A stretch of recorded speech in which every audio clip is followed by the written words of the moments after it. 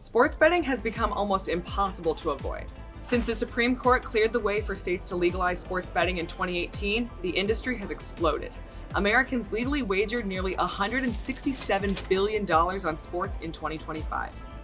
Whenever we gamble on something and we actually succeed, we get a little hit of dopamine. So every time you get one of these little wins, you're more likely to try and bet again in the future. More than half of Gen Z investors say they've used money earmarked for investing for sports bets instead. And 1 in 4 Gen Z investors surveyed said they actually consider sports betting part of their long-term financial strategy. More than half of men between 18 and 49 now say they have an active online sportsbook account.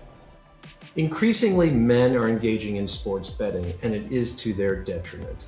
One of the reasons why is just men are interested in sports. But a second reason goes much deeper, and that is the fact that men are just biologically wired to take risks. Overall, males of basically almost every species need to take risks in order to stand out, in order to acquire resources which otherwise they wouldn't be at a competitive advantage. And human males are no different. For young adults, the appeal is easy to understand. Placing a bet can feel a lot like investing. In the market, you put money down based on what you know and hope to come out with more. Knowing a team well can make a bet feel more predictable than investing in an index fund, and the payoff can come much faster. Over the last century, the stock market has averaged an annual weighted return of around 10%. That can turn $10,000 into more than $452,000 over 40 years. But a sports bet could potentially double your money overnight. And I see with our customers is this growing disillusionment in the financial institutions and traditional ways of investing to give the returns that people see. That's why people are chasing the highs of sports betting. When I'm talking to my friends, oh, I know this football team, so I'm probably going to make money in it. They genuinely go in to the bet per se in a way that they think they're going to win.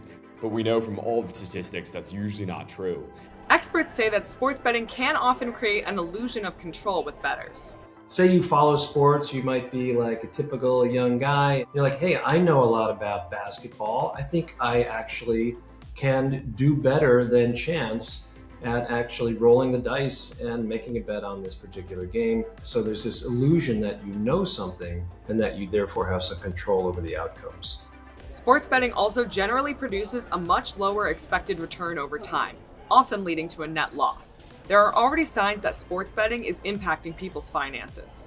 Research from the New York Federal Reserve has linked the expansion of legalized sports betting with increases in delinquency and bankruptcy. But this isn't all happening because Gen Z doesn't understand money. In fact, younger investors often start investing earlier than previous generations and diversify their investments at relatively high rates. The challenge is that good advice now competes with other messages, including those promising much faster returns. Sports betting can still be entertainment. The important distinction is whether you're betting money you can afford to lose or money meant for a longer-term financial goal. For a generation that appears interested in building wealth, the bigger challenge may not be convincing them to invest, but instead, it may be convincing them that getting rich slowly is still worth waiting for.